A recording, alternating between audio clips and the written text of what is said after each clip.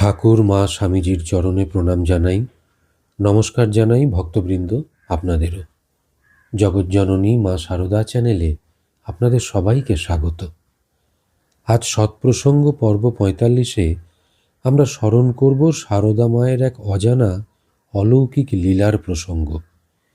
মায়ের এই অলৌকিক কৃপাটি পেয়েছিলেন শিলং শহরের এক ভদ্রলোক, নাম পঞ্চানন ব্রহ্মচারী।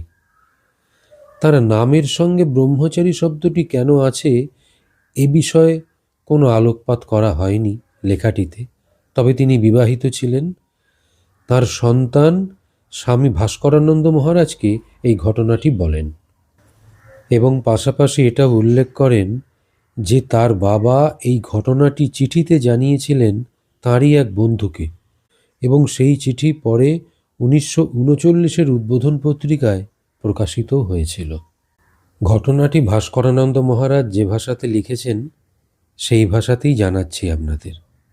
উনি লিখছেন, ঘটনাটা বহু বছর আগের। আমি তখন বেলুর মঠে কর্মরত, রামকৃষ্ণ মিশনের সদর দপ্তরে। একদিন সকালে এক অচেনা ভদ্রলোক আমার সঙ্গে দেখা করতে এলেন। পরনে ছিল বেশ পরিপাটি পোশাক। বয়সটা ৪৫-এর কাছাকাছি হবে। স্বাভাবিক কুশল বিনিময়ের পর তিনি হঠাৎ বললেন, আপনি কি কখনো শুনেছেন মা সারদা দেবীর শিষ্য শিলংয়ের পঞ্চানন ব্রহ্মচারীর কথা? আমি একটু ভাবলাম, তারপর বললাম, হ্যাঁ, বহু বছর আগে এক প্রাচীন সন্ন্যাসী ওনার কথা বলেছিলেন ওনার জীবনে একটা অলৌকিক ঘটনা ঘটেছিল। তবে দুঃখের বিষয়, এখন আমি পুরো ঘটনাটা ঠিক মনে রাখতে পারিনি। এই কথা শুনেই দেখলাম ভদ্রলোকের চোখে জল চলে এলো। কাঁপা কাঁপা গলায় বললেন, আমি ওনার ছেলে, খুবই অযোগ্য সন্তান। আমার বাবা একজন সাধু মানুষ ছিলেন।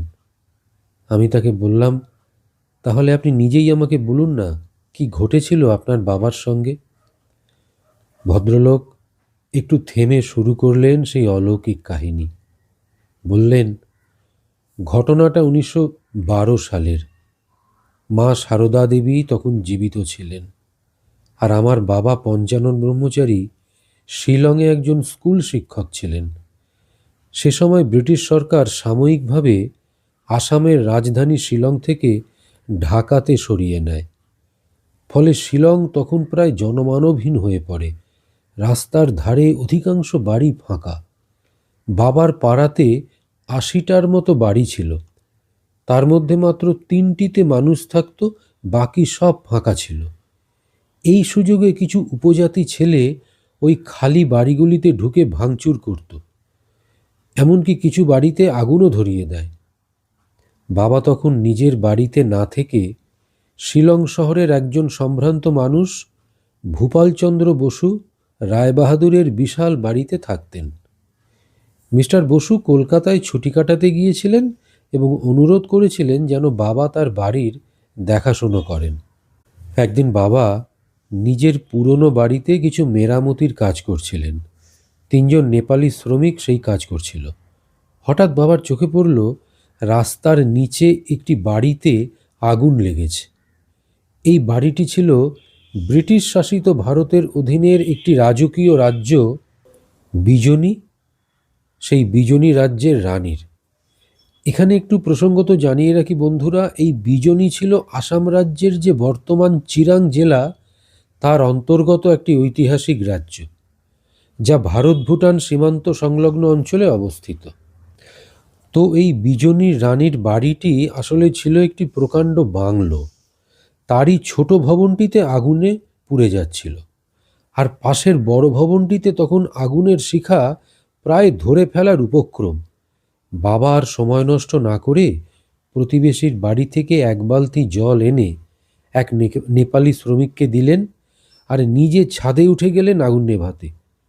কিন্তু দুর্ভাগ্যবশত জলটার অনেকখানি ছলকে পড়ে গিয়েছিল, আর ততক্ষণে আগুন বড় ভবনটার ছাদ ধরে গেছে।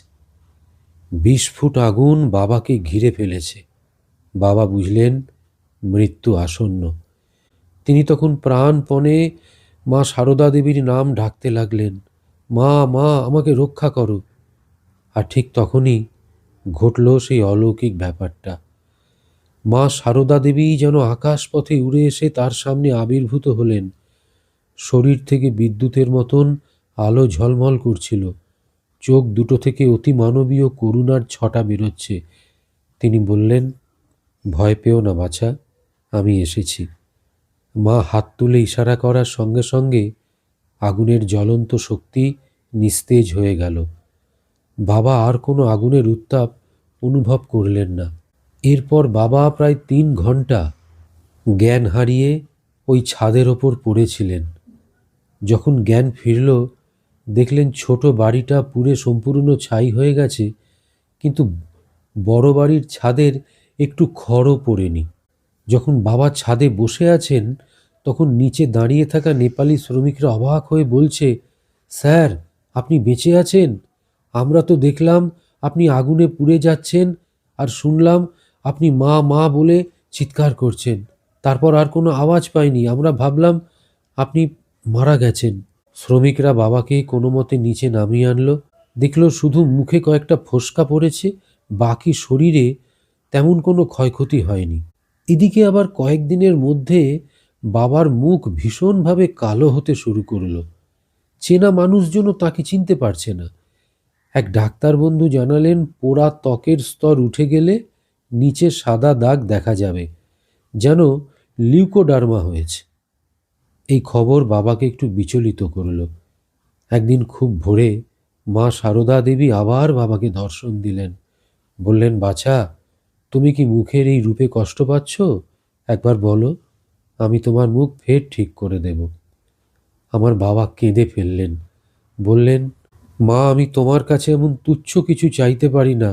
যদি কিছু চাইতেই হয় তাহলে আরো মহার্ঘ কিছু চাইব। মা হেসে বললেন, যদি তাই হয় তাহলে আমি নিজেই বলছি। বাংলা বছরের শেষ দিনে কাছে যে ঝর্ণাটা আছে সেখানে গিয়ে স্নান করলেই তোমার মুখ আগের মতো হয়ে যাবে। বাবা প্রথমে এই কথা কাউকে বলেননি। পরে যখন কথাটা একটু ছড়িয়ে পড়ল, তখন অনেকে, বিশেষ করে ব্রাহ্ম সমাজের লোকেরা না, এটা নিয়ে তামাশা করতে লাগলো। কেউ সেটা বিশ্বাস করেনি। বাবা খুব চিন্তিত হয়ে পড়লেন। উনি ব্যর্থ হলে মায়ের নামেই তো লোকে হাসবে। তাই শেষ পর্যন্ত স্নান না করার সিদ্ধান্ত নিলেন। কিন্তু বাংলা বছরের শেষ দিনে যেন এক অদৃশ্য শক্তির টানে বাবা নিজেই ঝর্ণার দিকে রওনা দিলেন। স্নান করে ফিরে এলেন। দেখলেন দুজন পরিচিত তার বাড়িতে বসে অপেক্ষা করছে। তারা অবাক হয়ে দেখে বাবার মুখে আর কোনো দাগ নেই। আগুনে পোড়া মুখ একেবারে আগের মতন সুন্দর।